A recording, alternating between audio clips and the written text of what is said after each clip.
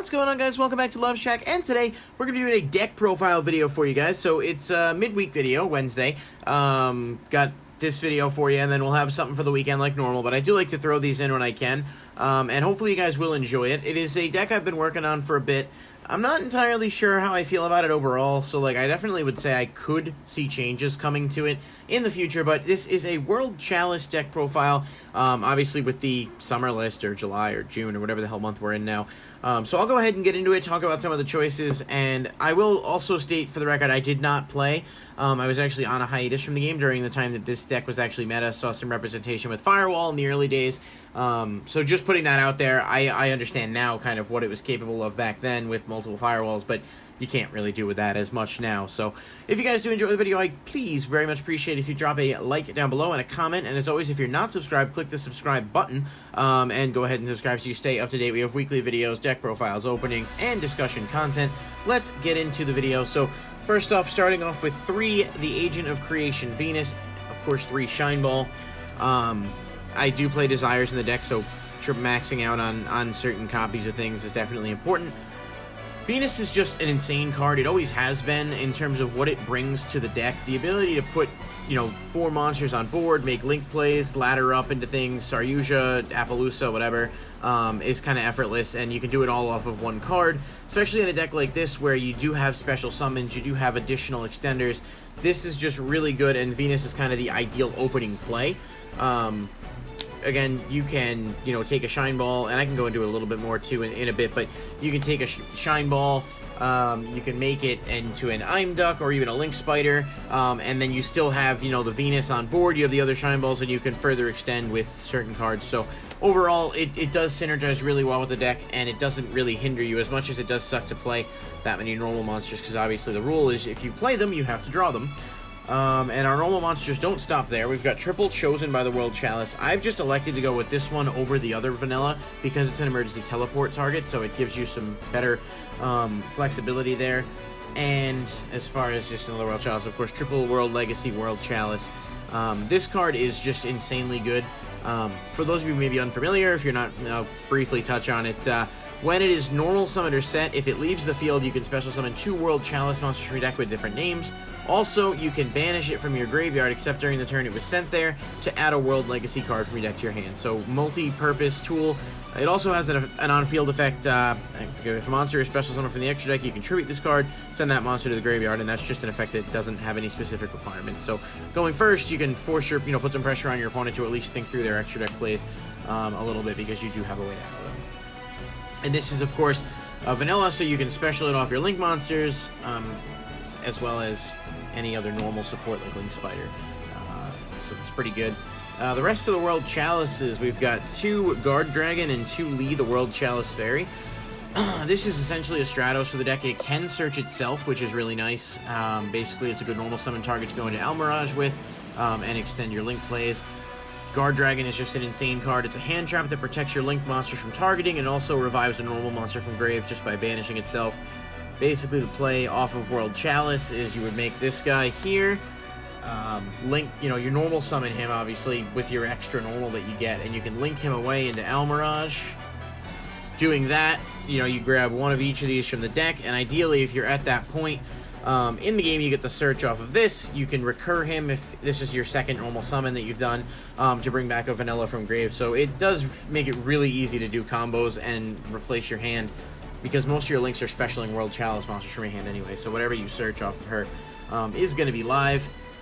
Triple Gamma and 1 Psyframe Driver. You really could play whatever you want for hand traps in this. I would definitely advise something. Infinite Impermanence is a really good card too. Kind of goes without saying.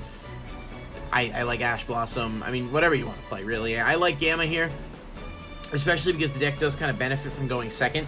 And so in the off chance that you are able to, negate a play, put Gamma on board, you have emergency teleport in the deck, too. So, worst case scenario, you have the ability to bring this out from the deck and either link with it or tribute it. Just if all 3 of your normal World Chalice Psychic monsters are gone, at least there's a target for E-Telly. So it does reduce the likelihood of dead drawing that. And then play one of each of these. Obviously a little risky with Desires, but I do like being able to get into the deck after you get the combo pieces. Christie is an insane card, shuts down special summons. Shine Ball Venus makes that effortless. You could just kind of end your play on this with an Appaloosa and something else, and you've got a really solid board for your opponent to break through, unless they're playing Nibiru. And then this card just sort of shuffles the graveyard back into the deck, so you put your Shine Balls back. If you open this in Venus and your opponent doesn't block it with a hand trap, you have like the ability to just go off for, you know, the minimal cost of like 3,000 life points. So really good. That's it for the monster lineup. For the spells, Triple Avarice, Triple Desires. Avarice is one of those cards that's going to be kind of hit or miss with everybody, but in reality, this deck is one of the best that can take advantage of it. Just with how quickly you cycle through the deck, being able to put your cards back. One Venus, you know, going into a Link Ladder combo can make this live, and you get extra draws. Essentially, you can make it like a Pot of Greed. So, you know, being able to play with that, obviously opening multiples can suck, but you're playing Desires as well. The extra deck's way too important in this deck in order to be able to play Extravagance, so Desires is good to sort of thin the deck, get you more draw power. I mean, if you get a great hit off Desires and banish your other Desires and maybe a couple of your combo pieces that you already have in hand, you can thin the deck and it actually ends up working out to your benefit. So that's the draw power there. Triple Unexpected Die. This is just an insane enabler and a good combo starter, as well as 2 Transmodify. Unexpected Die just grabs a normal from the deck, so typically you can get chosen by the World Chalice, but you can also, in some cases, grab a Shine Ball depending on your hand. There is a neat synergy with that. Unexpected Die, of course, is good. Transmodify has some really good combos with Lee. You know, you summon Lee, you search whatever you want, whether it's the hand trap or otherwise. Then you can Transmodify up into Venus, and you can go off. You still have that other piece in hand. Throwing things around. And in the off chance that you do brick open a Shine Ball and have that Transmodify, you can turn it into a Venus, and you're still going to be able to plus on your board advantage. So overall, it's really solid. I don't really think that there's much else in the deck that can utilize it. In reality, if you have a Gamma on board for some reason, you can tribute it with Transmodify to rank it up into the this guy, but it's not really a move I'd ever make. Realistically, you're using it to get access to Venus as quick as possible. Double World Legacy Secession and double Called by the Grave. Not really related, but whatever, we'll put them here. Good card, just outs hand traps, and this deck can lose hard to a hand trap if they stop your Veiler.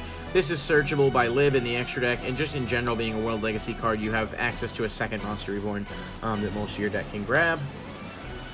Couple of one-offs here: Monster Reborn, Foolish Burial, and Emergency Teleport. They're all played because they're all really good, and they're all at 1 because you can only play 1 of each. And then for the traps, I only play 2. I play 1 World Legacy Sorrow and 1 Gravedigger's Trap Hole. This is searchable by Lib. It does, if you have like any type of a co-link board early on, you have that negate.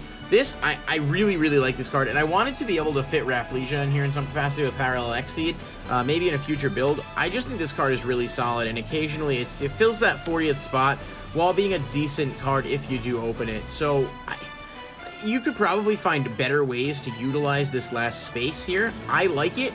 Definitely wouldn't blame me if you wanted to play something different.